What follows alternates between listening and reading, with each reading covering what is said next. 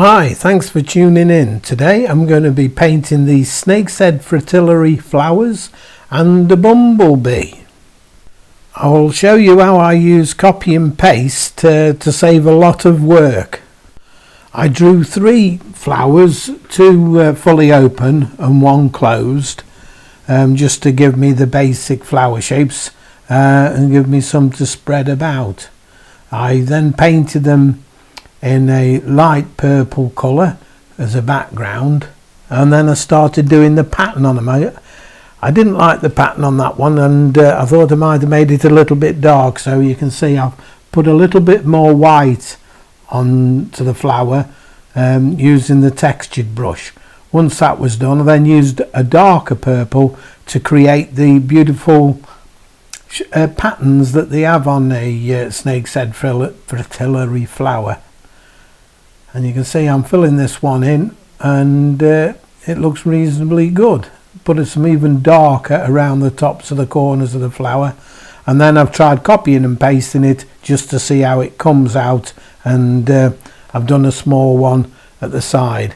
So then the next thing to do is to put a pattern on the other 2 flowers, doing virtually using the same system that I used on the first one. And it's pretty quick and pretty easy to do.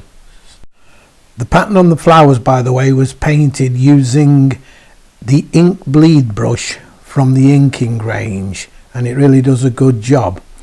Once I was happy with all the flowers, I started to do the copy and paste, and it's pretty simple, a matter of just copy and pasting the flowers and rearranging them into some sort of a pleasant composition. At this stage it doesn't actually matter where you put them, because if they're all, once they're copied, they go onto a separate layer and you can still move them about even though they've been completed.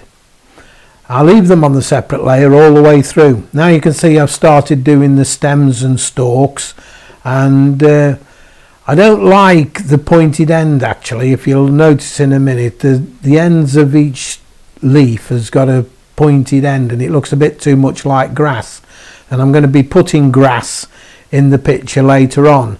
So in actual fact, you'll notice I go back over all of the stalks and stems and round off the ends so they look more like the actual leaf that you would find on a snake's head fritillary flower. To get the cylindrical shape on the leaves and the stems, I used the grunge brush from the textured range. I put a dark line up the one side of the stem and a light line up the other side of the stem. The brush goes over the edge of the stem, but it doesn't matter. All you need to do is use the eraser brush and just erase down the side of the stem till it becomes smooth again. Most exciting part of the painting, where we actually do the background and start to make it look alive. And you'll notice as soon as I put a background green in, how well the lighter colours that I put on the stems and stalks start to shine. Now I'm starting to put some blades of grass at the back of the drawing, and you can see that I'm making them thinner at the back, a bit thicker at the front, and I'm varying the tones of green as I go.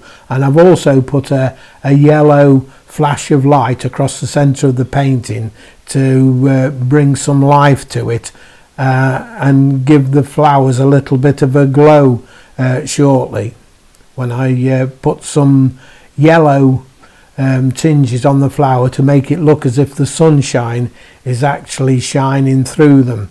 And you can see at the moment I've just put one of the flowers in on one of the layers back in the background, and I've reduced the opacity, and you can see that those 2 flowers now look as if they're further away. And here you can see I'm putting the yellow streaks into the flowers just a little bit. We don't want to overdo it, just to make it look as if the sunshine is shining through them.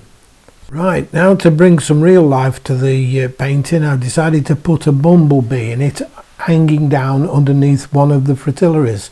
And here I'm using the reference photo. I drop it on the top and then trace over that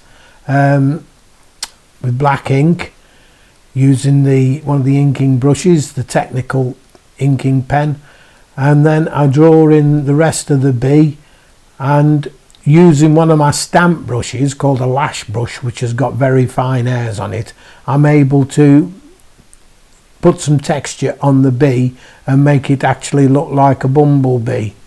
And here you can see I'm putting the legs in and the back, and it does start to look a little bit furry.